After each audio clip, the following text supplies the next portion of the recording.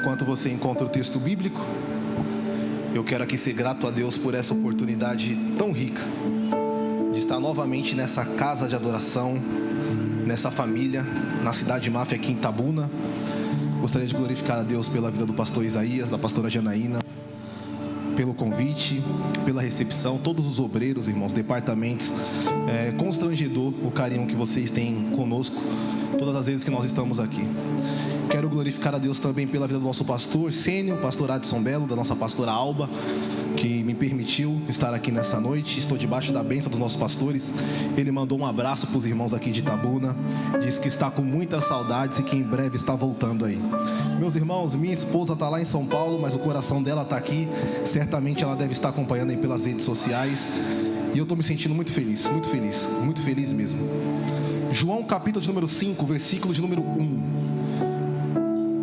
Meus irmãos, após o culto vai estar disponível ali o meu livro, Fase Não É Fim. Eu escrevi este livro em um período muito difícil da minha vida, da minha história, um processo que eu passei no ano passado. E eu tenho 26 anos de idade, e às vezes as pessoas acham que jovens não têm dificuldade nenhuma, só que nós temos. Eu escrevi esse livro inspirado na vida do personagem Jó. Foi uma mensagem que Deus me deu, que queimou meu coração, e esse livro tem ministrado a vida de diversas pessoas. Eu costumo dizer que esse livro aqui é para quem está na prova, irmãos. Para quem está na prova. Se você não está na prova, você conhece alguém que está na prova. Então você vai comprar esse livro, vai abençoar alguém, vai me abençoar, e o nome de Jesus vai ser glorificado, amém? João capítulo de número 5, versículo de número 1. Quem encontrou, diga glória a Deus. Está escrito assim, ó. Os pastores do conselho de pastores, Deus abençoe. Vocês são bênçãos de Deus. Depois disso, havia uma festa entre os judeus. Repitam comigo, festa? Festa. E Jesus subiu a Jerusalém. Ora, em Jerusalém, próximo à porta das ovelhas, um tanque, chamado em hebreu de Betesda, o qual tem 5 alpendres. Neste jazia grande multidão de enfermos, cegos, coxos e paralíticos, esperando o movimento das águas. Porquanto o anjo descia em certo tempo ao tanque e agitava a água. E o primeiro que ali descia, depois do movimento da água, sarava de qualquer enfermidade que tivesse. E estava ali um homem que havia 38 anos e se achava enfermo. Quantos anos? Quantos anos, meus irmãos? E Jesus, vendo este deitado, e sabendo que estava nesse estado havia muito tempo, disse-lhes: queres ficação?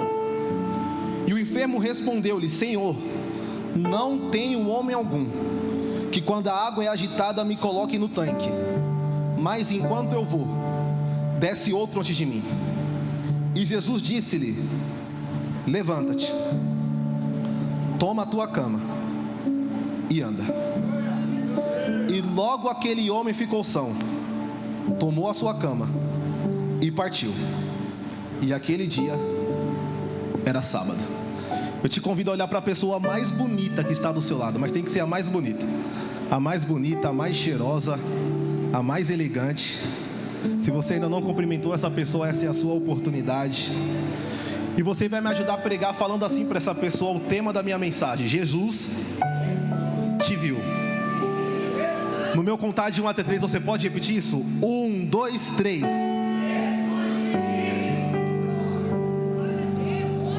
Meus irmãos,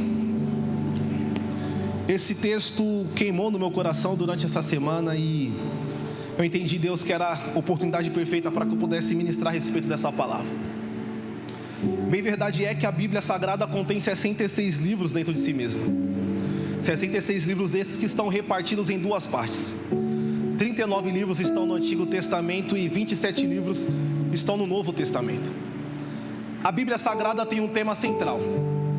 Se você ler a Bíblia de Gênesis a Malaquias ou de Mateus a Apocalipse, você vai perceber que toda a Bíblia Sagrada, todos os 66 livros da Bíblia Sagrada estão girando em torno de salvação. Repita comigo: salvação. Se o tema da Bíblia Sagrada é salvação, o resultado desse tema ou da salvação é Jesus Cristo, o justo. E é sobre Ele que eu quero ministrar nos nossos corações aqui nessa noite. Se nós lermos principalmente o Antigo Testamento, nós perceberemos que diversos homens importantíssimos marcaram a história da humanidade. Um exemplo disso é que se eu perguntar para vocês quem foi Moisés, vocês dirão: Moisés foi usado por Deus para ser libertador do povo de Israel do Egito, após 430 anos de aprisionamento. Se eu perguntar para vocês quem foi Abraão, vocês dirão: Abraão foi chamado no capítulo de número 12 de Gênesis, chamado para ser pai de uma grande nação, conhecido como homem ou pai da fé. Se eu perguntar para vocês de Jeremias, Isaías, todos os outros homens importantíssimos, vocês saberão me responder.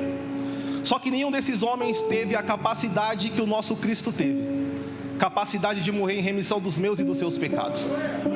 Eu gosto da forma que o autor de Filipenses vai falar sobre Jesus no capítulo de número 2, quando ele escrevendo diz: e que haja em vós o mesmo sentimento que houve em Cristo Jesus, que mesmo sendo Deus, não teve por usurpação ser como Deus, mas antes despiu-se da sua glória, habitou em um corpo carnal e morreu em remissão dos meus e dos seus pecados.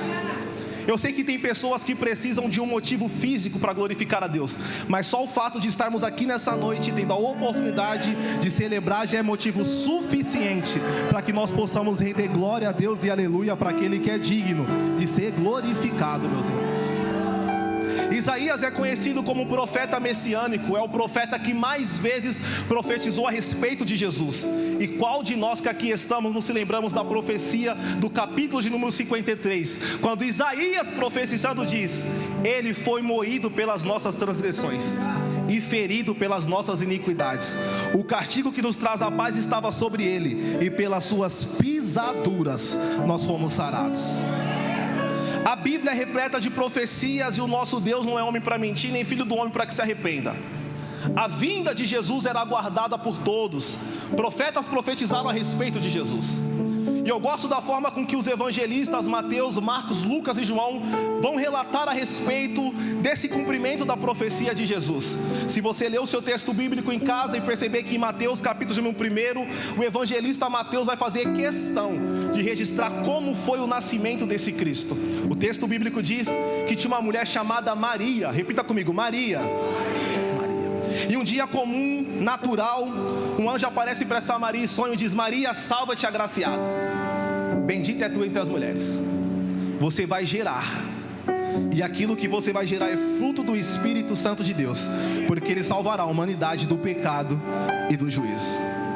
Eu sei que algumas pessoas têm endeusado e santificado Maria, até porque ela foi escolhida para ser portadora do Filho de Jesus, o Filho de Deus, perdão. Só que eu não quero aqui santificar Maria, porque o que alcançou Maria, o que me alcança e se alcança todos os dias, é a graça. Só que Maria tem no mínimo uma qualidade. Quantas qualidades? Uma qualidade. O texto bíblico diz que Maria é virgem e é noiva. Virgem traz a ideia de alguém santificado que está se preparando para um casamento. E é claro que o anjo tem que aparecer para uma mulher que está vivendo em santidade, porque todo aquele que está disponível para o céu vivendo em santificação tem possibilidade de gerar algo espiritual e grandioso para mudar toda uma geração, irmão. Balança alguém que está do seu lado e diz assim: ó, se você está se santificando, se prepare para viver coisas extraordinárias em Deus. O anjo aparece para Maria e diz: Maria, você vai gerar. Só que Maria é noiva. Repita comigo: noiva. É interessante, meus irmãos. E quando eu li isso em casa pela primeira vez, o meu coração se incendiou de uma maneira grandiosa. Porque se Maria é noiva, ela está vivendo um período de construção de sonho, de projeto. Tem alguém que é noivo aqui nessa noite, meus irmãos? Tem alguém noivo? Tem casado? Oh, glória a Deus. Nós que somos casados passamos por esse período do noivado, sim ou não? Esse período é que nós intensificamos a nossa relação com a pessoa que nós escolhemos ficar pro resto da vida. É no período do noivado que nós começamos a decidir algumas coisas, como por exemplo, em que local nós vamos morar, que carro vamos comprar, qual é o nome dos filhos que nós vamos dar, quantos filhos vamos ter. O período do noivado é um período de construção de sonho. Repita comigo: construção de sonhos. E é interessante que um anjo apareceu para Maria justamente em um período que ela estava construindo os sonhos dela. Mas na maioria das vezes em que o céu vai me apresentar para mim e para você, ele vai destruir os meus próprios sonhos, para que os sonhos deles possam estar visíveis e evidentes na minha e na sua história. O texto não vai dizer, e se você estudar a respeito da biografia de Maria, não tem nenhum comentarista que vai dizer se Maria queria ter filho naquela época ou não. Mas o céu é assim, quando o céu decide nos entregar algo especial, pouco importa a nossa vontade, o que importa é a vontade de Deus, meus irmãos. Só que é o seguinte, para viver algo novo, para Deus fazer outra vez, nós no mínimo precisamos entregar alguma coisa. É impossível ter projeto com Deus sem sacrifício. Quando o anjo apareceu para Maria e disse que ela iria gerar, ela perdeu no mínimo uma coisa, ou entregou no mínimo uma coisa. O quê? O ventre. Porque gerar aquilo que o céu quer que você gere vai causar dores, mudanças. Mas se prepara, porque se você estiver disponível para viver o que o céu tem para a sua vida, coisas extraordinárias acontecerão através de você. Só que Maria é noiva, repita comigo, noiva. Se ela é noiva, o nosso Deus não é um Deus de confusão, sim ou não? Se existe algo que está rachado e você diz que é projeto de Deus, na verdade não é. E o mesmo anjo que apareceu para Maria, vai aparecer para José. Quando ele aparece para José, o texto bíblico diz que o anjo aparece para José e diz assim: José, fica tranquilo, porque aquilo que Maria está gerando é fruto do Espírito Santo de Deus, irmão. Só que quando José aceitou o projeto de Deus, ele perdeu no mínimo duas coisas. Quantas coisas? Quantas coisas? Ah, mas você não quer ouvir não. Quem quer ouvir? Diga glória a Deus. Primeira coisa que José perdeu: a oportunidade de colocar o nome no menino. Porque quando o anjo apareceu para Maria e disse assim, ó, é menino e vai se chamar Jesus. Nós precisamos entender, irmãos, que existem alguns projetos que Deus já vai dar com o nome. E nós temos dificuldade em querer colocar o nome naquilo que é o nome do céu. Nós temos dificuldade em gerar aquilo que nós não vamos aparecer. Só que quando o anjo apareceu e disse, é Jesus, José, é só aceitar o projeto e viver aquilo que Deus tem. Meus irmãos, eu sei que aqui em Cidade de Itabuna não tem, mas lá em São Paulo tem gente que se não aparecer no cartaz dá problema. Tem gente que se o pastor não citar o nome de púlpito dá problema. Mas José está dizendo, pouco importa o meu nome. O que importa é o nome que o céu já estabeleceu para esse projeto. Não, mas ó, eu vou explicar uma coisa, se você não dá no mínimo nem um glorinho, irmão, vocês vão ver. Porque colocar o nome na criança daquela época era muito mais importante do que nos dias atuais. Nós colocamos o nome nos nossos filhos hoje em dia por conta da afinidade com o nome, da beleza do nome, sim ou não? Um exemplo disso, eu perguntei, mãe, por que a senhora colocou o meu nome de Wanderson? Ela disse, porque um dia veio um pedreiro aqui em casa. Precisei fazer um reparo aqui, veio um pedreiro, eu chamava o Anderson, eu gostei e coloquei em você. Glória, né? Colocar o nome na criança naquela época era algo profético. Quando um pai colocava o nome do filho no primogênito, que significava que a bênção que era do pai era transmitida para o filho. E é por isso que José não pode nomear Jesus, porque Jesus não é propriedade de José. Vou levantar, levanta suas duas mãos aí, irmão, que eu estou liberando uma palavra profética aqui nessa noite.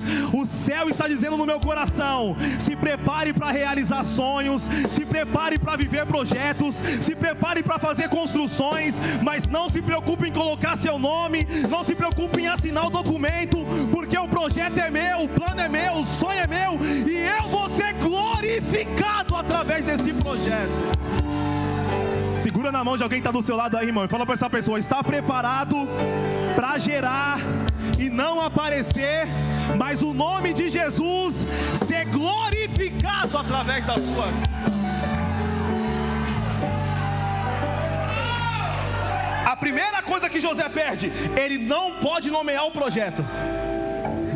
E a segunda coisa que José perde, se você ler Mateus capítulo 1, o último versículo, o texto bíblico diz assim, ó, e não conheceu José a Maria até o dia do nascimento de Jesus.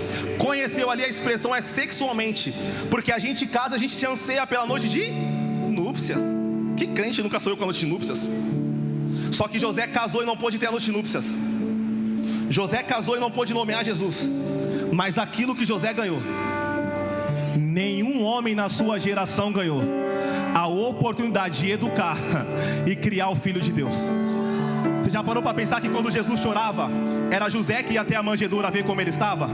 Você já parou para pensar que quando Jesus estava crescendo e se desenvolvendo, foi José que ensinou para ele as primeiras palavras? Você já parou para pensar que quando Jesus estava chegando na sua fase de adolescência, foi José que ensinou para ele a profissão da carpintaria? Como escolher madeira, como cortar madeira? Pregador, qual é a palavra? Simples. As pessoas têm olhado para você hoje e só têm visto aquilo que você está perdendo. Mas enquanto na terra você está perdendo algumas coisas, no céu você está acumulando coisas.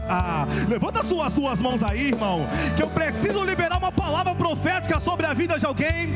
Não se preocupe com aquilo que você está perdendo hoje, porque aquilo que os olhos não viram, o ouvido não ouviu e não subiu ao coração do homem, é o que Deus tem preparado para aqueles que creem ainda nesse tempo, irmão.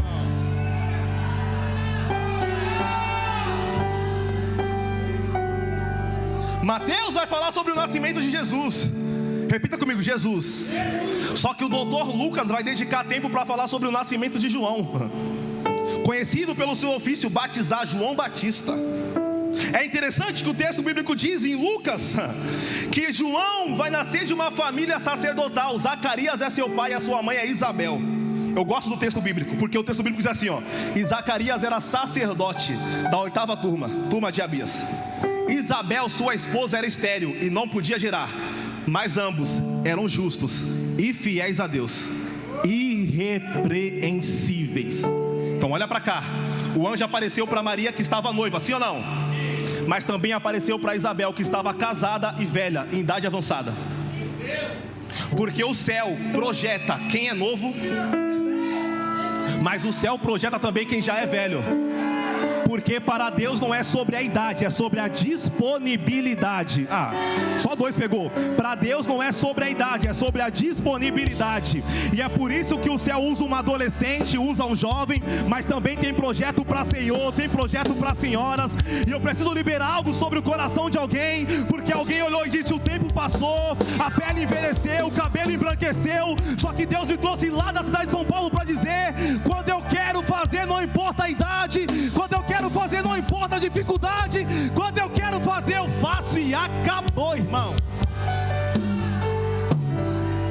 Isabel é avançada em idade, só que Zacarias é sacer. Você percebeu que a família é crente, mas tem problema? Porque o fato de servir no sacerdócio não me impede de passar por provações. Só que é melhor passar por provações com ele do que sem ele. Ele é avançado em idade, repita comigo, avançado em idade. E eu já vou concluir. Porque o texto bíblico diz que cai-lhe a sorte sobre Zacarias de entrar no templo, santuário. Se você ler o livro de Levítico, essa era uma oportunidade única para o sacerdote. Tinha sacerdote que morria e não tinha esse privilégio. Só que Zacarias está servindo mesmo com a sua esposa, com a madre fechada. Porque os problemas que eu vivencio na minha caminhada não podem impedir a minha entrega e o meu nível de comprometimento. E é por isso que o céu é poderoso, irmãos, para se lembrar de quem persiste. Porque tem gente que está com a porta fechada há mais de um ano, mas continua clamando. Tem gente que o diagnóstico médico está contrário há mais de um ano, mas continua clamando. Tem gente que está com a conta no vermelho há mais de um ano, mas continua clamando. E o céu se lembra dos fiéis que são persistentes. Você pode olhar para alguém que está do seu lado e dizer para essa pessoa: talvez pode ser hoje. Não, mas fala com voz de profeta: talvez pode ser hoje que a tua sorte vai mudar. Olha o texto bíblico, pastor Isaías. Diz que Zacarias entra no santuário para adorar. Ele passa do pátio externo, passa do lugar santo, entra no santíssimo lugar. E meus irmãos, se você ler o livro de Levítico, você vai perceber que nesse momento em que o sacerdote estava naquele ambiente de adoração, ele tinha que entregar alguma coisa. Ele tinha que entregar tanta fumaça a ponto dele mesmo desaparecer no meio do incenso. Porque se ele não entregasse fumaça o suficiente, Deus matava ele. Porque santíssimo lugar é lugar de agradecer e de adorar. O texto bíblico diz, se você não dá nenhum glória, você vai ver que Zacarias está oferecendo um sacrifício, queimando incenso. E de repente, um anjo aparece do lado direito do altar e diz: Zacarias, Isabel, a tua esposa, vai gerar. eu tenho ouvido as tuas orações, e Isabel, a sua esposa, vai gerar. Não, mas olha para cá para você dar um glória a Deus gostoso. Se aquele ambiente, Moreno, era um ambiente de entrega, de sacrifício, de incenso, por que é que o anjo fala que Zacarias ou Deus ouviu as orações de Zacarias? Naquele momento Zacarias não podia pedir, só entregar. Então as orações que os anjos ouviram de Zacarias não foram as orações feitas naquele dia, foram as orações passadas. Porque no ambiente do sacrifício e da adoração, o céu se lembra daquilo que eu pedi há muito tempo atrás. Levanta suas duas mãos aí para o céu, irmão. Eu quero convocar só você que veio entregar um sacrifício aqui nessa noite, só você que trouxe o seu melhor Deus, o seu melhor aleluia, porque o céu está dizendo, no momento em que você entrega incenso, que você queima sacrifício, eu materializo promessas, eu abro porta, eu realizo projetos, e Deus está dizendo, é noite de manifestações, de céus abertos, no barulho da sua adoração, eu vou fazer. Apocalipse capítulo número 5, versículo número 8, o texto bíblico diz que tinha 24 anciões e 4 seres viventes, que tinham nas suas mãos harpas e taças de ouro de incenso, que são as orações dos... Toda oração que você faz é colocada dentro de uma taça. E é por isso que pode ser em um culto comum que o mundo espiritual pode modificar. E é por isso que eu não entendo, irmão, porque é que tem gente que chega numa festa como essa e consegue ficar de boca fechada. Porque a chave para uma mudança de estação é justamente a boca aberta, o coração. Levanta suas duas mãos aí para o céu, irmão. Você pode segurar na mão de alguém que está aí do seu lado. Eu estou sentindo a presença desse Deus.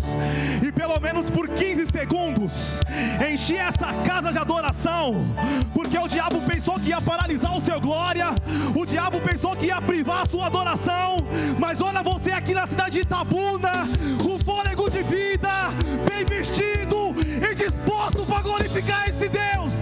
Abre a boca para adorar.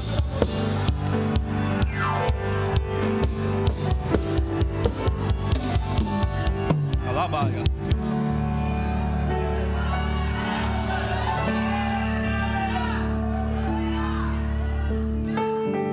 Zacarias passou anos esperando o ventre de Isabel abrir, e não abriu. Mas foi justamente no ambiente em que ele precisava entregar alguma coisa para o céu, que o céu decidiu entregar alguma coisa para ele. Enquanto a nossa mentalidade não mudar, Deus não pode fazer de novo. Porque Deus só pode fazer de novo para quem está disponível para viver o novo. O céu só pode fazer de novo para quem está disponível para viver o novo. Só que olha para cá, meus irmãos. Zacarias é avançado em idade, sim ou não? É sacerdote, sim ou não? Só que o texto bíblico diz que quem apareceu para ele do lado direito do altar foi um anjo. Meu irmão, tem alguém aqui que já viu um anjo? Eu oro para Deus para não ver nenhum anjo, porque as identificações que Apocalipse fala dos anjos, eu sairia correndo naturalmente. Só que Zacarias viu um anjo. Quem falou para ele, Isabel, sua esposa, vai gerar? Não foi o Anderson, foi um anjo. Só que o texto bíblico diz que quando o anjo falou para Zacarias, Isabel vai gerar, Zacarias disse, como ela vai gerar?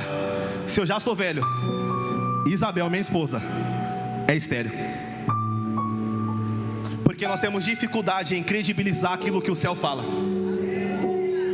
Na maioria das vezes, irmãos, nós viemos para um culto como esse, culto da paraxá, culto da palavra, culto de oração, culto de ensino, culto de domingo. É tanta palavra liberada. Só que quando chega em casa a gente prefere dar credibilidade para o vizinho que fala, para o parente que fala, para a conta bancária que a gente olha e fala, não tem como realizar com essa conta aqui. Só que quem está falando para você nessa noite é o céu. E se o céu falar, credibiliza aquilo que o céu fala, porque o céu se responsabiliza daquilo que ele diz, irmãos. Só que Zacarias não acreditou. Aí o anjo fala, Zacarias, porque você não creu, você vai ficar? Porque é melhor você de boca fechada, mas a promessa de Deus se cumprindo, do que você com a boca aberta, descredibilizando aquilo que o céu já falou. Estou liberando uma palavra sobre a vida de alguém, com meus 2 olhos abertos e sem medo de errar.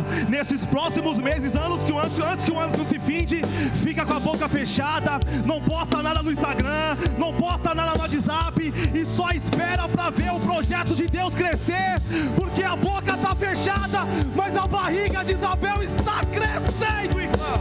Será que tem alguém para adorar aqui nessa noite, irmão? Será que tem alguém que veio entregar alguma coisa aqui nessa noite, irmão? João tá com a boca. Quem fechou a boca dele foi o... Se você tivesse com a boca fechada, alguma coisa teria acontecido. Mas porque você preferiu descredibilizar, não aconteceu ainda. E eu acho lindo, pastor Isaías, isso aqui meu coração se incendiou, porque João não pode falar, sim ou não? Só que a Bíblia diz que enquanto João não fala, a barriga de Isabel...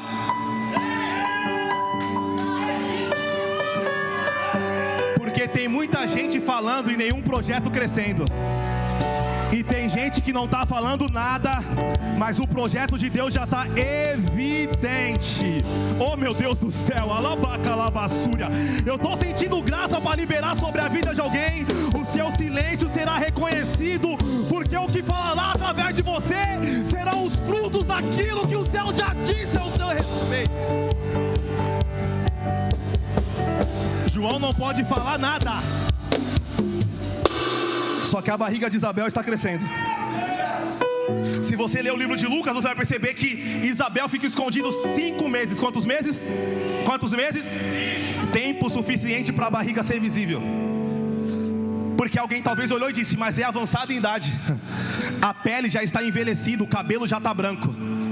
Mas melhor do que aquilo que eu não posso fazer é aquilo que o Senhor pode fazer através da minha e da sua história, meu irmão. Depois de 9 meses, o projeto nasce. E sabe o que eu acho que chama atenção?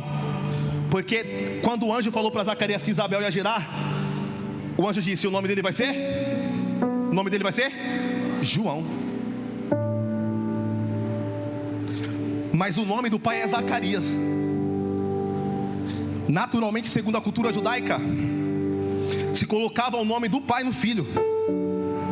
Só que quem abriu a madre de Isabel foi Deus. E ele disse, se eu abrir a madre, o nome é meu. Não é porque você é sacerdote que você vai nomear. A mesma estrutura que José precisou ter, João também precisou ter, Zacarias precisou ter também. Não pode colocar o... Porque todas as vezes que João passar, vai ser evidente, quem fez ele nascer foi... João veio para abrir caminhos para Jesus. Você percebe que todo ventre aberto se conecta com outro ventre aberto. Porque se você está gerando algo só para a sua própria individualidade, não é o céu que te entregou. Se você está gerando uma habilidade só para a sua própria capacidade, não foi o céu que te deu. Se você está fazendo o curso só para chegar na igreja e dizer, eu sei fazer, pastor, deixa só eu, não é o céu que te deu. Porque quem Deus dá a oportunidade e abre a madre, tem disponibilidade para se conectar com o ventre de um e se conectar com o ventre de outro. Quero só ver se você vai dar no mínimo um glorinha nisso aqui. Porque quando o anjo apareceu para Maria e apareceu para Isabel, as duas se encontraram, sim ou não? E aquilo que as duas estavam gerando, saltaram no ventre. Ventre traz a ideia de nem ter nascido. Porque quem está debaixo da mesma visão nem precisa ter o bebê no colo para adorar e se alegrar com o próximo. Posso liberar algo sobre o seu coração?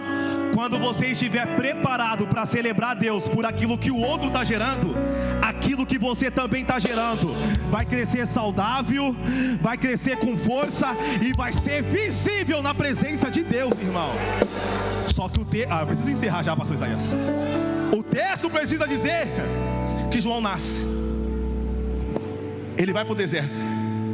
Ele poderia ser sacerdote, mas ele escolhe ser profeta por ofício. E ele vai pregar o arrependimento. Marcos vai detalhar como era que ele pregava, irmãos. Ele ia para o deserto e dizia, raça de víbora, pestes venenosas, arrependei-vos, porque é chegado o reino dos céus. A mensagem que João pregava era dura, sim ou não? Duríssima. Se fosse nos dias atuais, todo dia ele ia estar no fuxico gospel. João, o profeta maluco, pregou mais uma. Só que a Bíblia diz que as pessoas saíam dos palácios, das suas casas, e iam até o deserto para ouvir aquilo que ele falava.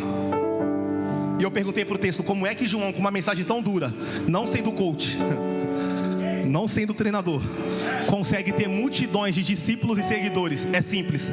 Se você ler Marcos, capítulo número 1, versículo número 3, o texto bíblico diz assim, ó: e apareceu João, voz do que clama no deserto. Ah, você não entendeu não, porque se você tivesse entendido isso, você ia dar glória a Deus. Quem fala através de João não é o próprio João, é Deus. Porque se fosse João, o texto diria assim, ó: e apareceu João pregando no deserto. Mas como ele se permite ser só um microfone, o texto diz: e apareceu João, voz do que clama no deserto. Quando nós se permitimos ser instrumentos de Deus, ainda que a mensagem que Ele nos entregue seja dura, as pessoas terão que ouvir, terão que se converter, terão que se arrepender e ser batizadas através daquilo que o céu nos entregou, irmão. Só que esse João é uma inspiração para mim, eu não sei se é para você, porque a biografia dele diz que ele tem seguidores, discípulos. João era famoso, irmãos. A ponto do próprio Jesus dá testemunho dele e diz assim, ó: depois de João, não teve nenhum profeta maior do que ele. Só que ele tem discípulos, tem seguidores, tem oratória, tem técnica vocal, mas sabe exatamente para que nasceu para fazer. Ele não nasceu para ser Jesus, nasceu para abrir caminhos para Jesus.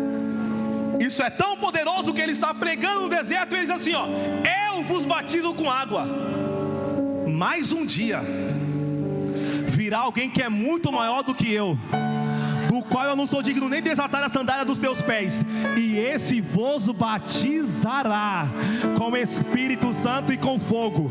João Batista está dizendo: eu sei que eu prego bem, eu sei que eu toco bem, eu sei que eu sei organizar bem, mas a glória é dele, o louvor é dele, a honra é dele. Será que tem alguém que veio entregar alguma adoração a Deus aqui nessa noite, irmão? Sabe o que é interessante? Que o texto bíblico diz que João está no deserto. Repita comigo: deserto. E um dia Jesus pisa no deserto. E eu tenho orado, irmãos, para que Deus possa dar a mesma sensibilidade para a minha geração que deu para João. Porque João não estava vivendo um ativismo religioso, ministerial. Para João a pregação não era só mais uma pregação, a canção não era só mais uma canção, a musicalidade não era só mais uma musicalidade, um culto não era só um culto. Porque quando Jesus pisou no deserto, ele se arrepiou e disse: eis o Cordeiro de Deus, que tira o pecado da humanidade. Quem está vivendo no automático não consegue identificar quando ele chega no culto. E ele chega no culto de uma forma esporádica, irmão.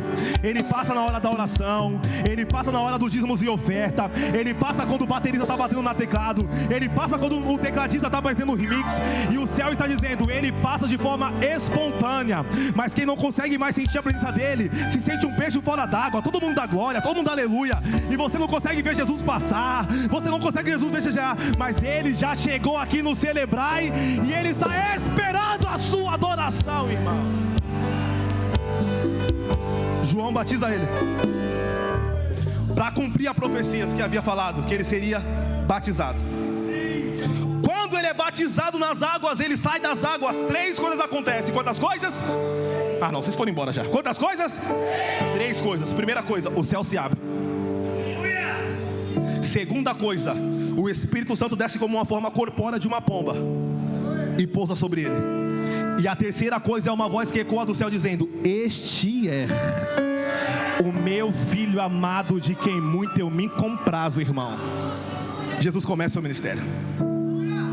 Oh meu Deus do céu, estou sentindo uma graça de Deus aqui. Ele reúne 12 discípulos, mas uma seguidão o seguia. Você conhece o texto bíblico? Ele entra em 12 casas, realiza 35 milagres. João vai escrever sobre Jesus de uma forma mais universal, diferente do evangelista Mateus, que escreveu para um público determinado, os judeus. João vai escrever uma carta universal. De todos os milagres que estão registrados, João é o único que registra 7 milagres inéditos. Qual de nós não se lembramos do primeiro milagre que Jesus realizou? quando ele chega em uma festa de um casamento e de repente acaba o vinho e ele transforma a água em...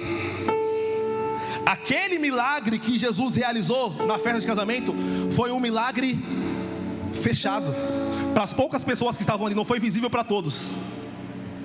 Quando ele aparece para Nicodemos e fala com Nicodemos, foi de forma pessoal. João é um evangelista que descreve que Jesus é um Jesus que realiza no privado, no oculto, mas também realiza no público. Porque ele conhece as orações mais obscuras que você fez, mais silenciosas, mas também conhece as orações mais públicas que você realizou. Depois de realizar alguns milagres inéditos, públicos, pessoais, individuais, João vai falar sobre esse milagre da cura do paralítico no tanque de Betesda. Qual de nós nunca ouvimos essa história? Surpreendente. Eu gosto como o texto vai dizer sobre essa passagem, porque se você ler João capítulo número 5, versículo número 1, o texto diz assim, ó: depois disso, está aí no texto? Depois disso havia uma festa entre os judeus, e Jesus subiu para Jerusalém. Meus irmãos, das 7 festas judaicas, 3 dessas festas eram perpétuas. Quantas festas? Páscoa, Pentecostes e Tabernáculos. Das 7 festas judaicas, 3 era obrigatória que todo judeu subisse à capital da adoração, Jerusalém, para entregar um sacrifício. Só que o texto bíblico aqui não diz qual era a festa que Jesus estava. Diz que entre os judeus havia uma festa. Eu debati com o texto diversas vezes, li comentário, li dicionário e não consegui achar qual era a festa. E Jesus me disse: Anderson, para que é que você quer saber a festa? Ou o tema da festa? Se o mais importante já está na sua cara, que eu estava lá. É por isso, irmãos, que pouco importa se é o Celebrai, se é o aqui no Entra Santo, se é o culto Fêmea, se é o culto da Paraxá. Se ele está na casa, tem festa, irmãos. Não, irmão, mas para você dar uma glória a Deus gostoso. Lembra quando o povo de Israel estava 430 anos aprisionado, sim ou não? Quando Deus levanta Moisés e Arão para falar com Faraó, ele diz assim para Faraó, Êxodo capítulo número 5: fala para Faraó libertar o meu povo, para que eles me celebrem uma festa no deserto. Porque aonde tem alguém querendo celebrar, é a oportunidade perfeita para cadeias quebrarem, algemas se romperem. E você está livre aqui nessa noite para celebrar uma festa em sinal de adoração. Havia uma festa, vem comigo, festa. Fala para alguém que está do seu lado, não importa qual seja a festa, só festeje. Porque tem gente que só dá glória a Deus no celebrar. Tem gente que só dá glória a Deus no culto de oração. É o texto dizendo: glorifica a Deus em qualquer tipo de festa, porque Ele está em todas elas.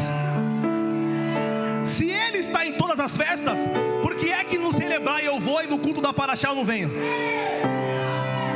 Deus não falta culto, irmãos. Para Ele é festa todo dia. Levanta suas duas mãos para o céu aí. Deixa eu ver se tem alguém grato a Deus aqui nessa noite, disponível para glorificar a Deus, render glória a Deus, render aleluia, porque Ele está dizendo: é noite de celebrar-me uma festa. Só que olha o Deus dizendo: ora, Jesus subiu a Jerusalém. Repita comigo: Jerusalém. Olha para cá, Jerusalém, e os pastores sabem disso melhor do que eu, era onde estava localizado o templo da época, a capital da adoração. O templo na época estava localizado em Jerusalém. Todos os anos, no mínimo 3 vezes, todo judeu tinha que subir a Jerusalém para celebrar uma festa. Só que me comoveu e mexeu no meu coração o versículo número 2, porque o texto diz assim, ó: ora, em Jerusalém, há próximo a porta das ovelhas, um tanque, chamado em hebreu de Betesda, a qual tem 5 alpendres. Neste jazia grande multidão de enfermos, cegos, coxos e paralíticos, esperando o movimento das águas. Porque um anjo descia em certo tempo naquele tanque e agitava a água, e o primeiro que ali descia depois do movimento das águas sarava de qualquer enfermidade que tivesse. Então olha para cá, repita comigo assim, ó: Jerusalém, templo, capital da adoração. Tanque de Betesda, lugar de necessitado. Se você ler geograficamente, Essa porta das ovelhas que aqui está sendo citada no texto ficava entre umas das entradas que dava para Jerusalém. Enquanto o templo, a capital da adoração em Jerusalém, era o lugar mais procurado pelas pessoas, mais almejado pelas pessoas, o tanque de Betesda era o lugar que as pessoas mais se desviavam. Porque no tanque de Betesda tinha pessoas necessitadas, com enfermidade, com dores. Eu não sei aqui na cidade de Itabuna, mas lá em São Paulo, no centro de São Paulo, tem algumas ruas onde contém um grande número de mendigos, de pessoas enfermas. Já passou por alguma rua assim, irmãos? Onde tinha muita gente em estado deplorável, sim ou não? O que a gente faz quando a gente passa por esses ambientes? Nós desviamos, sim ou não? Porque a dor daquelas pessoas é muito grande e a gente não pode ajudar. Só que enquanto as pessoas se desviavam do tanque de Betesda,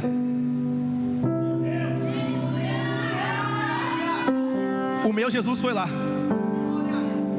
Porque o nosso Cristo é um Cristo que vai para Jerusalém, para a capital da adoração, mas também passa no tanque de Betesda, no lugar mais empobrecido. E é por isso que pouco importa a rua que você mora.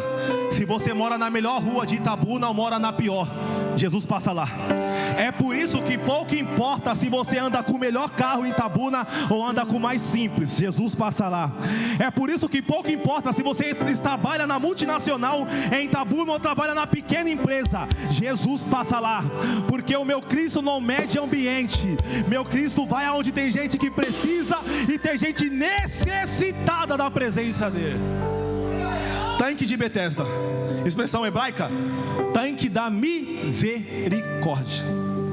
Se você ler com calma o texto, irmãos, você vai perceber que o autor dá um detalhe importantíssimo. Ele fala que próximo à porta das ovelhas tinha um tanque chamado em hebreu de Betesda, sim ou não? Já foram embora já. Eles já foram embora já. Dá uma glória a Deus. Glória a Deus. Tá, cuidado. Próximo à porta das ovelhas tinha um tanque chamado em hebreu de Betesda. Aí o texto diz, pastor Isaías, essa aqui é a pessoa da glória, que nesse tanque havia 5 alpendres. Alpendres é como se fosse 5 colunas, estruturas. Meus irmãos, se a gente ler de forma apressada, é ilógico essa informação, sim ou não? Qual é a necessidade de falar que tinha 5 alpendres? Porque coluna é aquilo que dá e é claro que tem que ter 5 alpendres. Porque Isaías capítulo número 9, versículo 6 diz: porque um menino nasceu e um filho se nos deu, e ele foi chamado de maravilhoso, Conselheiro, Deus forte, Pai da eternidade e Príncipe da paz. Você percebeu que pode ser no pior lugar possível, a representação do nosso Cristo está lá? E é por isso que eu preciso pregar para alguém aqui nessa noite, irmãos, que está se sentindo desfavorecido, porque nasceu na casa mais simples, no ambiente mais escuro, nasceu na rua mais pobre, mas o céu está dizendo: não importa o ambiente, eu continuo estando lá, continuo estando lá. Só que olha para cá que eu já vou concluir. Tinha 5 alpendres e um tanque chamado em hebreu de tanque da misericórdia. O texto bíblico vai dizer que de vez em quando descia um anjo e movimentava as águas, e o primeiro que ali entrava sarava de qualquer tipo de enfermidade que tivesse. Eu não sei se você vai crescer ou falar isso daqui não.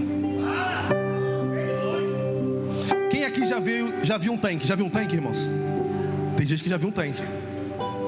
Um tanque naturalmente é o quê? Um lugar de armazenamento de água. Só que nesse tanque, lugar de armazenamento de água, nesse texto bíblico aqui diz que era o tanque da misericórdia. Mas como é o tanque da misericórdia se o anjo aparecia lá de vez em quando para movimentar as águas, e o primeiro que entrava recebia a cura? Quando eu li isso em casa, o texto bíblico me falou comigo, e o texto disse assim, ó: você ficar se apoiando em tanque,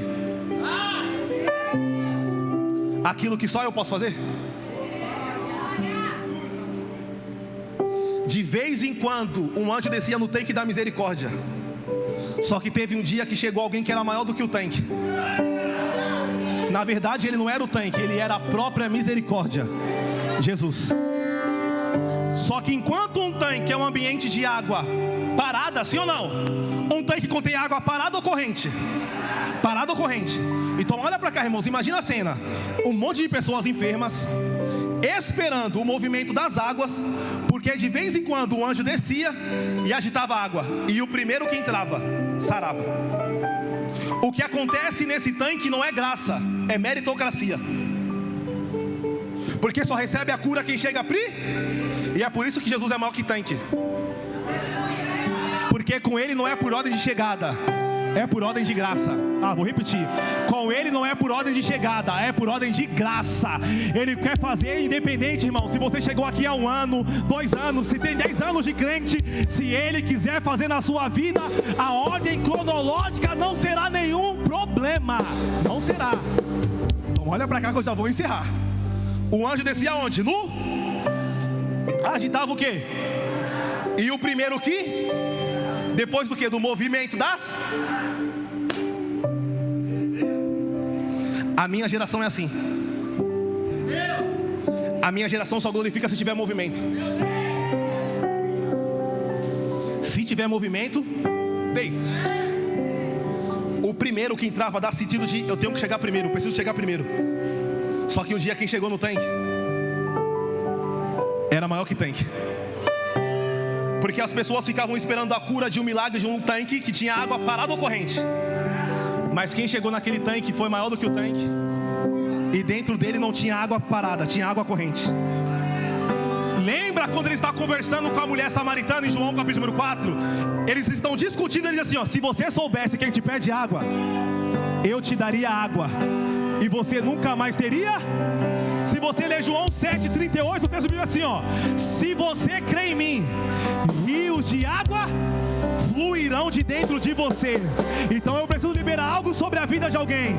Você está se apoiando no tanque, aquilo que só Cristo pode fazer. Levanta suas duas mãos para o céu aí, que eu vou liberar uma palavra com meus 2 olhos abertos e sem medo de errar.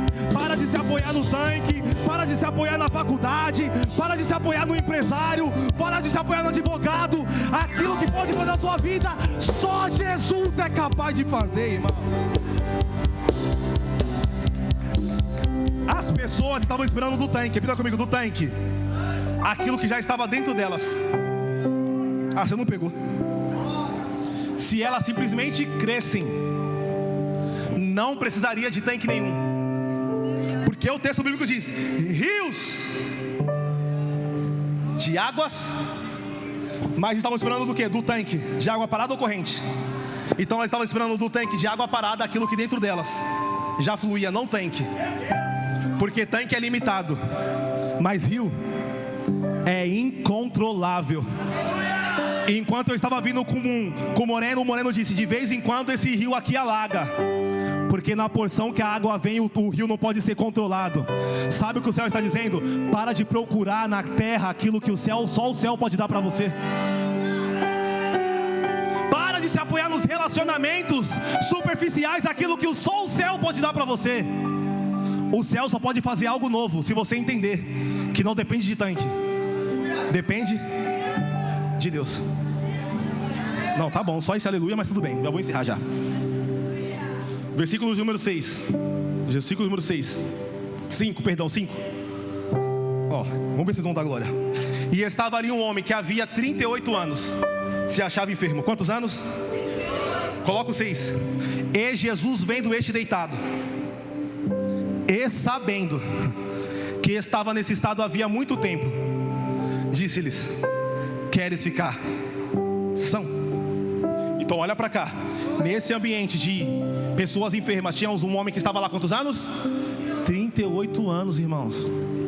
Eu tenho 26 para 38, nem sei quanto falta. Deve faltar uns 11, 12.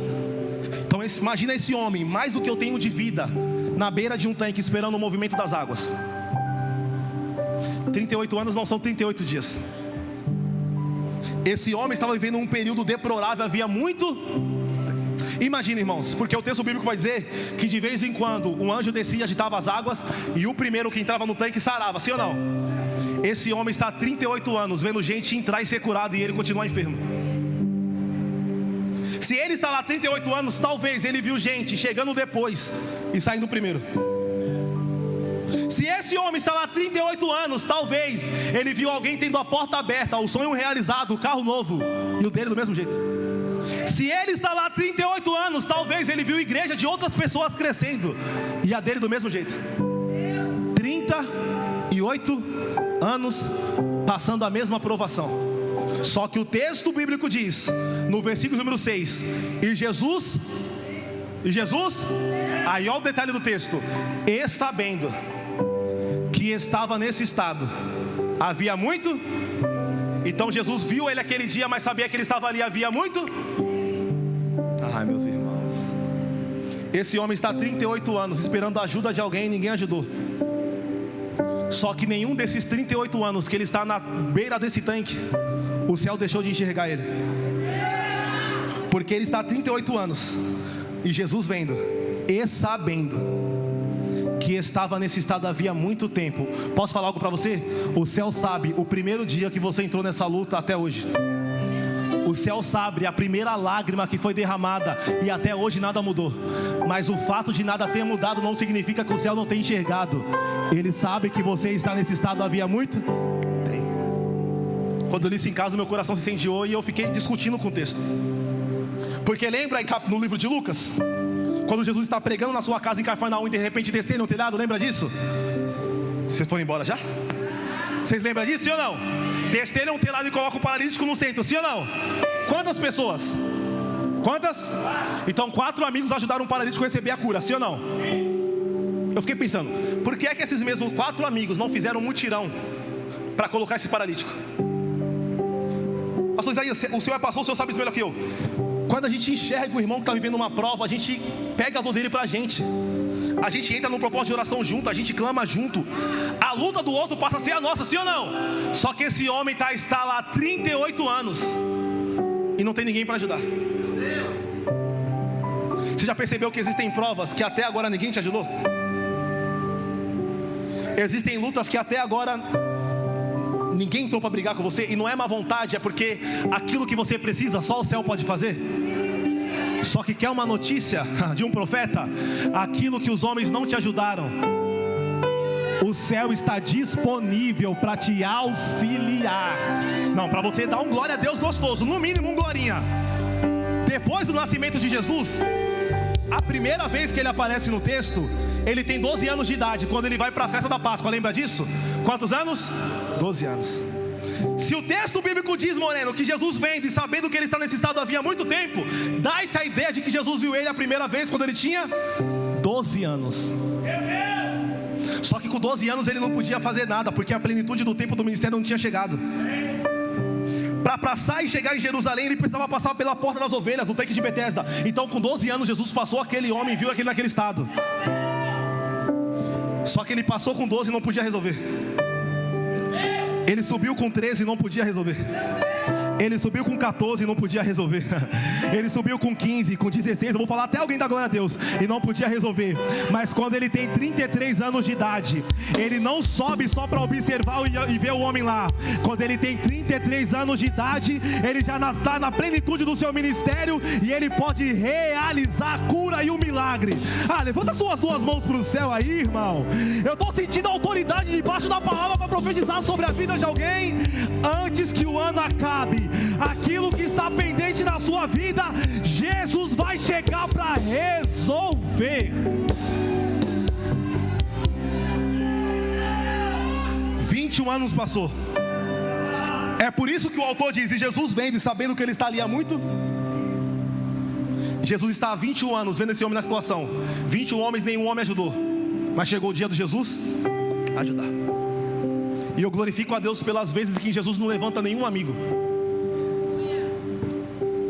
Porque é melhor não ser levantado por nenhum amigo e ser levantado pelo próprio Cristo. Não, esse glória a Deus foi muito tímido. Lembra em Atos capítulo número 3? Quem lembra? Atos capítulo número 3.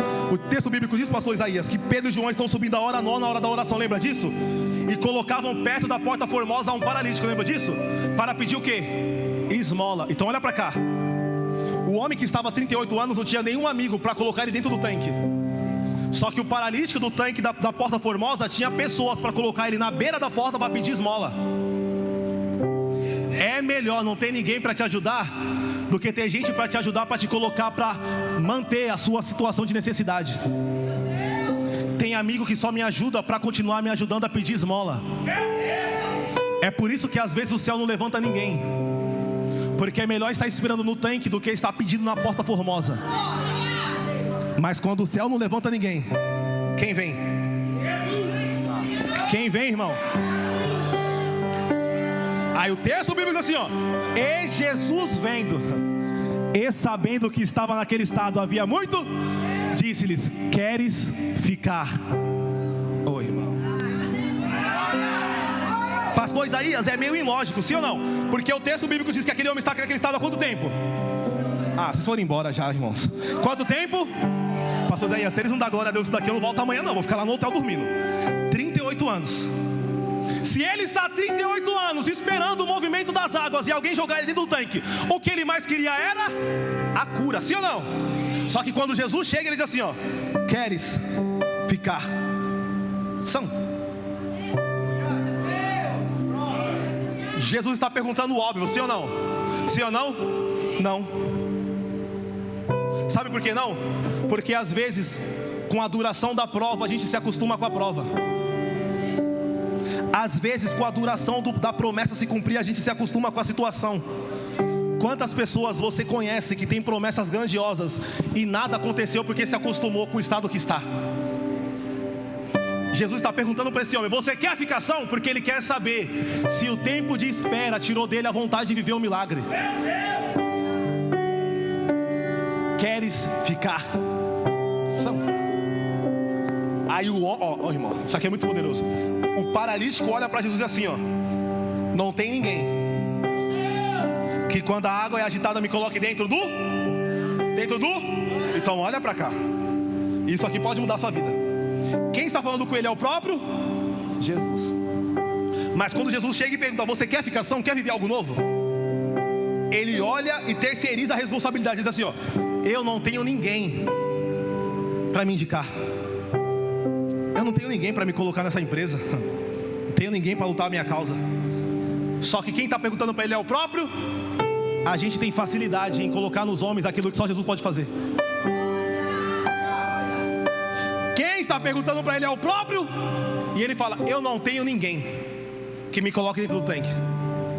Ele está reduzindo a bênção em algo limitado, de água parada. E a própria água da vida está falando com ele: você quer ficação? Você pode olhar carinhosamente para alguém que está do seu lado e dizer assim, ó: quer ficação? Agora olha o versículo número 8. E aqui eu concluo. E Jesus disse-lhe: levanta, toma a tua cama e anda. Olha para cá, irmãos. Quando Jesus perguntou para ele: você quer ficação? A resposta dele foi assim, ó: eu não tenho homem nenhum. Só que quando esse homem responde isso, Jesus não tira dele a oportunidade. Jesus diz: levanta, pega a tua cama e anda. Jesus está dizendo assim, ó: a sua incredulidade não será motivo de eu não realizar um grande milagre. Oh, meu Deus do céu. Você pode levantar suas mãos para o céu, irmão. Eu estou sentindo uma graça aqui nesse ambiente, irmãos, porque o céu me trouxe lá da cidade de São Paulo para dizer para alguém: é noite de viver algo novo. É noite de se levantar dessa situação, se levantar dessa crise psicossomática, se levantar dessa guerra emocional. É noite de sair desse estado depressivo. É noite de romper a incredulidade, porque eu tenho algo novo para realizar em você. Algo novo. Só que olha para cá. Oh, meu Deus do céu. Jesus olha e diz: levanta, pega a tua cama aí. Vocês não vão dar glória a Deus daqui não, irmão. Vocês não vão dar não. Quantos anos ele estava naquela cama? Não. Quantos anos? Imagina, irmãos. Você já viveu uma prova muito grande? Eu tinha um carro, pastor Isaías, muito velho, muito velho. Minha esposa está assistindo, ela, oh meu Deus, tanta prova, às vezes ela tinha que descer para empurrar. Um golzinho verde, irmãos, a prova. Acabava a gasolina, me deixava na mão. Não tinha step, não tinha macaco, não tinha chave de roda. Era uma bênção, irmãos. E eu orava para Deus dizendo assim: Deus, quando o Senhor me abençoar e me dar um carro novo, eu vou queimar esse carro aqui, eu vou mandar amassar esse carro, eu vou fazer alguma coisa, eu vou destruir esse carro. Então pensa, aquele homem há 38 anos, em cima de uma cama. Pastor Isaías, imagina a expectativa daquele homem ano após ano dizendo: no dia que alguém me colocar naquele tanque, eu vou sair correndo por aí, vou deixar essa cama para trás, sim ou não? Só que quando Jesus chega, ele diz assim, ó: levanta, pega a tua cama e anda.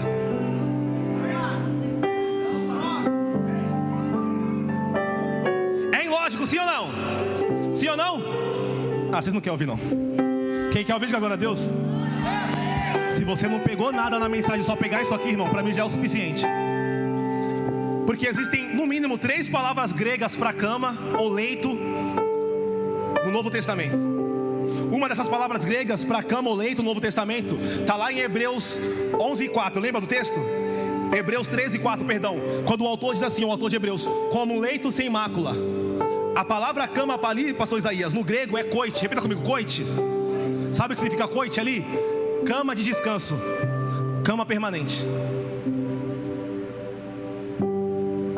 Só que a palavra cama que está aqui para esse paralítico que já havia 38 anos não é koite, é klábatos. E sabe o que significa klábatos? Cama de acampamento. Ela pegou ali. Cama que monta e desmonta. Então, quando aquele paralítico chegou naquele tanque de Betesda há 38 anos, alguém armou a tenda, aquela cama para ele ficar, sim ou não?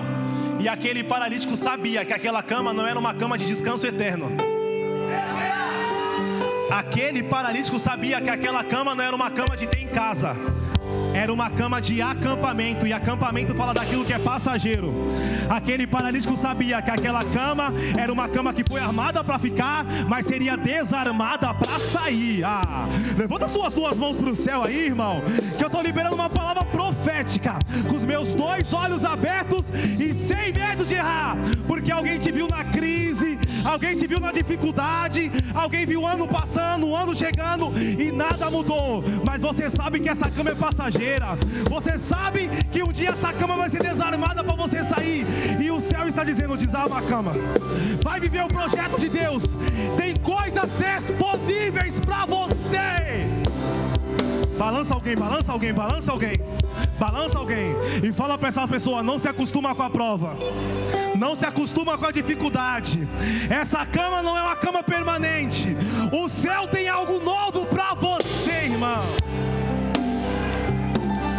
Aqui eu concluo. Eu já passei até do horário para sair. Aqui eu concluo. Jesus falou assim, ó: pega a tua cama aí. Aquele homem sabia que um dia ele desarmaria a tenda para sair. Eu aprendi no mínimo uma coisa, irmãos, porque Jesus mandou ele pegar a cama dele e ir. Quantas coisas? Eu não sei se você vai dar glória a Deus. Há quantos anos aquele homem estava naquela situação? Quantos anos? Então pensa, 30 anos depois, aquele homem já não era mais o mesmo, sim ou não? Aquele homem tinha envelhecido, o cabelo tinha crescido, a barba tinha ficado grande. Aí pensa comigo, pastor Isaías, se ele não tinha amigo para colocar ele dentro do tanque, você acha que ele tinha amigo para barbear ele? Cortar o cabelo?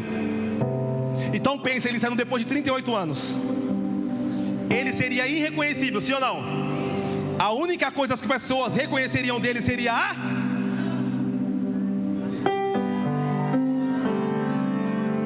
Sabe por que Jesus mandou ele pegar a cama dele e andar? Porque Jesus só não quer fazer um milagre na sua vida. Jesus quer que seja evidente aquilo que Ele vai realizar. Então não se preocupa se Jesus mandar você levantar, mas levar também algumas coisas, porque serão essas coisas que testificarão aquilo que meu Cristo fez na sua história. Imagina esse homem pegando a cama e saindo. Alguém dizendo: quem é aquele velhinho ali? Opa, Não é aquele paralítico. Pela cama eu conheço.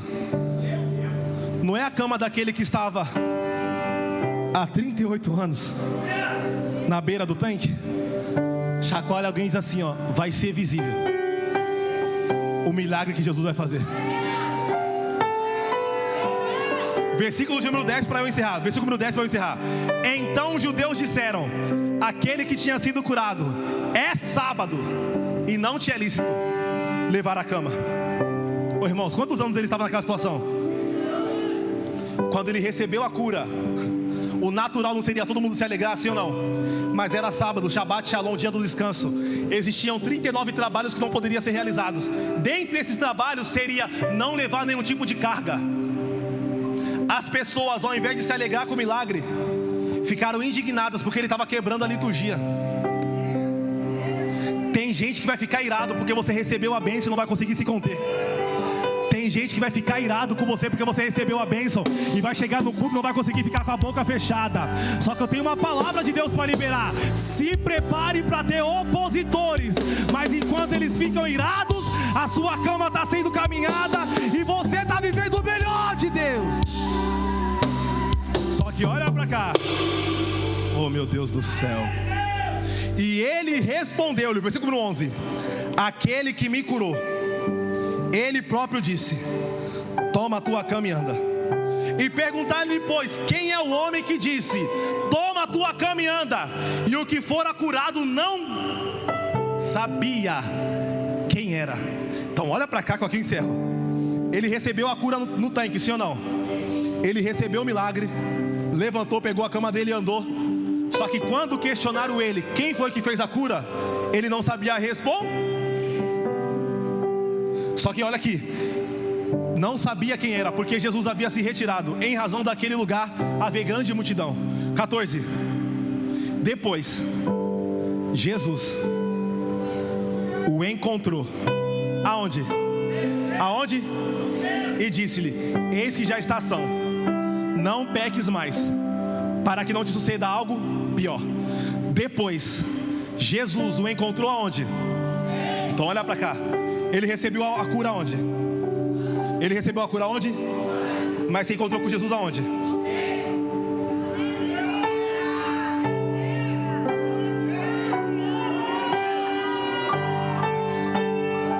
Pode vir cantar uma canção, profeta, que eu já vou encerrar. Ele recebeu a cura onde? Não, vocês foram embora. Recebeu a cura onde? Mas encontrou com Jesus aonde? Sabe quando Jesus vai fazer algo novo na sua vida? Quando nós entendermos que tanque é lugar de receber milagre, mas é templo que é lugar de ter encontro e relacionamento com Deus. Você pode ficar de pé comigo, irmãos, que eu vou encerrar. Fechar os seus olhos aí, fechar os seus olhos, curvar sua cabeça. Alabaia, toquelabassúria. Porque o milagre a gente se encontra com ele no tanque, mas a presença é no templo. Feche seus olhos que eu quero orar por você. E o céu me trouxe lá de São Paulo com meu coração queimando, irmãos, e ruminando. E Deus disse no meu coração: Anderson, você está mais preocupado com o tanque. Você está mais preocupado com aquilo que eu posso fazer. Você está mais preocupado com as portas que eu posso abrir. Você não percebeu que a cura eu te dou no tanque, o milagre eu te dou no tanque, a porta eu abro no tanque. Só que o encontro só é possível ter no templo. E eu comecei a entrar em lágrimas, e o Soel me disse para mim: Anderson, receba coisas grandiosas nos tanques que eu vou te colocar, mas entenda que o nosso relacionamento só vai ser mantido quando você continuar firme, com os pés firmados no templo. Porque templo traz a ideia de honrar pastor, templo traz a ideia de honrar o ambiente, templo traz uma ideia de ter um lugar a qual dá satisfação. Os nossos milagres, as portas abertas são nos tanques da vida, só que os encontros continuam sendo nos templos. E essa casa é uma casa de oração. A casa dos pastores, dos conselhos de pastores, é uma casa de oração. E o céu está dizendo para alguém: só vai continuar tendo relacionamento entre eu e você quando você perceber que o seu lugar é no templo. E eu quero orar, irmãos. Quero convidar você aqui na frente para orar por você. Você que entende que precisa viver algo novo, mas precisa de mais relacionamento no templo. Vem aqui na frente, eu quero orar, rápido. O Anderson, Isso, vem chegando, gente. Aleluia. O Anderson, eu estou mais preocupado com o tanque. Faz tanto tempo que essa prova está desse jeito.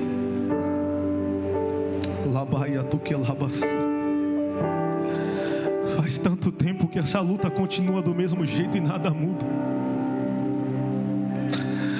Faz tanto tempo, Anderson, que eu tenho clamado, eu faço voto, eu entro na campanha.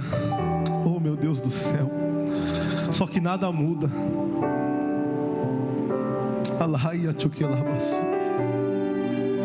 Faz tanto tempo que as coisas continuam do mesmo jeito. Ainda dá tempo de você chegar no altar.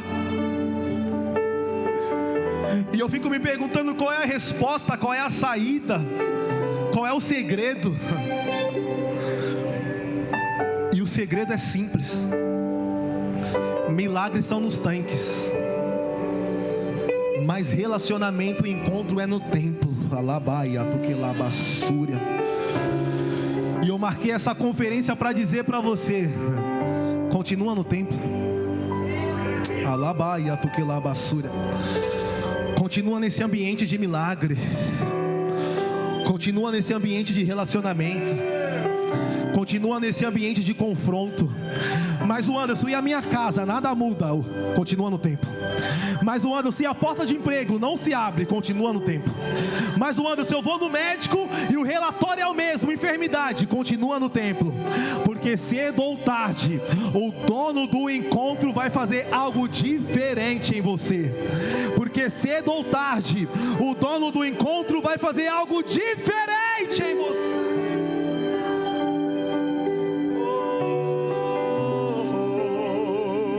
Você pode abraçar alguém que está do seu lado aí, irmão? Deus conhece tua estrutura. Abraça alguém que está do seu lado aí, ore para essa pessoa, ore. Ele sabe o que se os obreiros estiverem aqui, os obreiros vão orando aqui na frente por essas pessoas aqui, irmão. Os obreiros vêm colocando as mãos, vêm abençoando. Isso. Você que está aí, começa a orar pela vida dessa pessoa. Isso, ore. Ore. Ore. Eu te falar, e pegue o que Ele te entregou e volte para o mar, que é o seu lugar. Quem mandou largar a rede? Quem mandou você parar? Volte para o mar alto. E quem mandou largar a rede? E quem mandou você parar?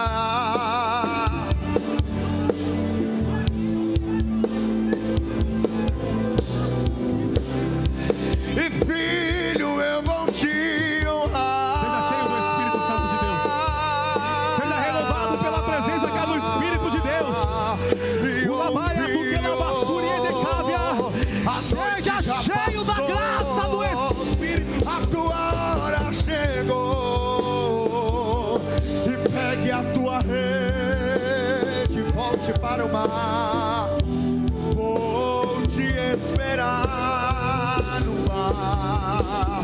Oh, não é hora de parar. Deus contemplou o seu caminhar. Eu sei que é difícil prosseguir quando tudo lhe faltar. Esse cenário hoje vai mudar. A sua hora chegará. Ao tempo pra tudo. Quem mandou largar a rede?